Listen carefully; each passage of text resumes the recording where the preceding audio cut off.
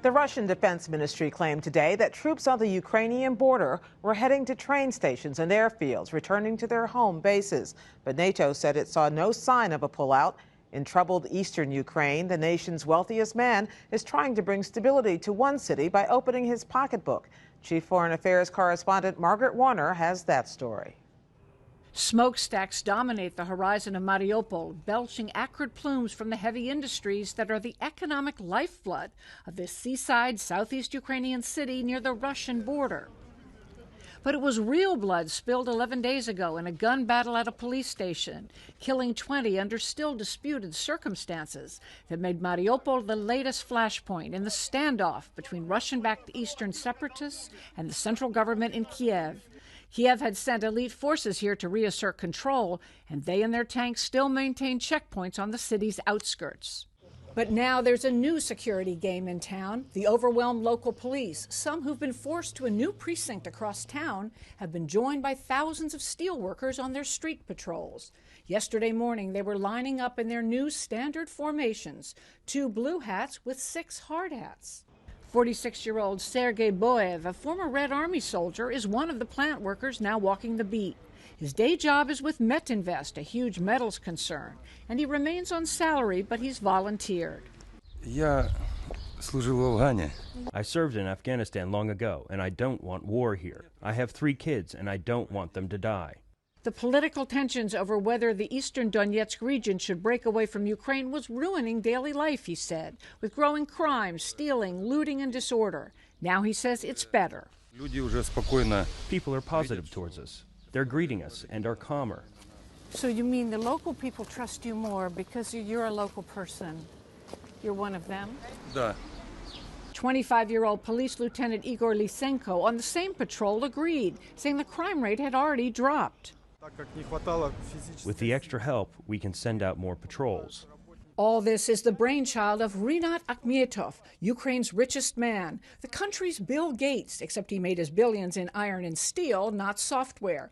With deep business interests in Ukraine and Russia, he sat on the fence for months. But last week, he jumped in with this new plan, and Monday made an impassioned televised speech denouncing the separatists' effect on his beloved Donbass industrial region. You will not intimidate us. Nobody will intimidate us, including those who call themselves the so-called Donetsk People's Republic. Tell me, please, does anyone in Donbass know at least one representative of this DPR? What have they done for our region? He said he'd pay his plant workers to help restore order and urge local citizens to stand up, too. U.S. and European officials are totally behind what Akhmatov has launched in Mariupol and would like to see the model spread to other East Ukrainian cities where armed separatists have taken hold. In their view, given the mutual hostilities now infecting the East, this oligarch's unconventional approach, with a little behind-the-scenes help from Kiev, may offer the best chance to keep the lid on here until Sunday's crucial presidential election.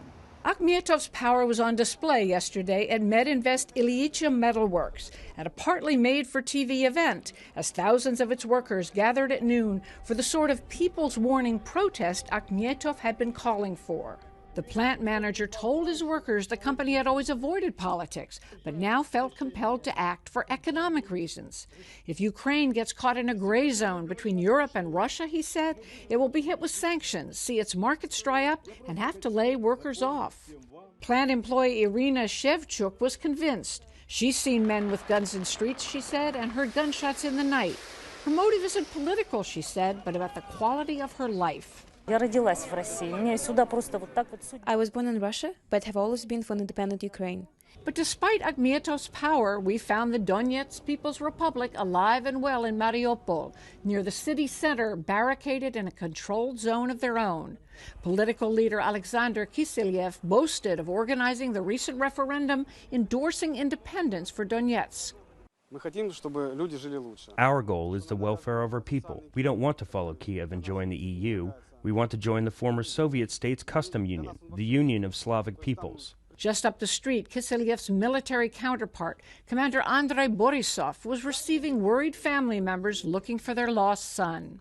But in private, the chain-smoking 30-year-old, while boasting of commanding 1,000 men, seemed exhausted. Who were you defending the city against?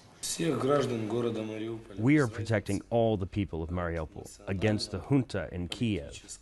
Today, Akhmatov lashed out again with another televised statement, accusing the separatist leaders of deception and urging the people of the entire eastern Donbass region to push back against them.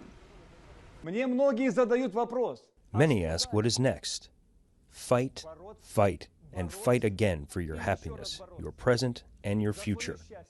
And the best way to fight back, he's been saying, is to vote in Sunday's presidential election. And what of the ordinary people of Mariupol? Do they feel safer? Are they going to vote? Shuttered in her kiosk a short distance away, Yulia said yes to both. It's much calmer since the tanks were taken away from the city. The joint patrols are helping keep the city safe. She doesn't like any of the presidential candidates, she said, but no matter. Yulia just yearns for a return to normal life, as so many others here told us they do too.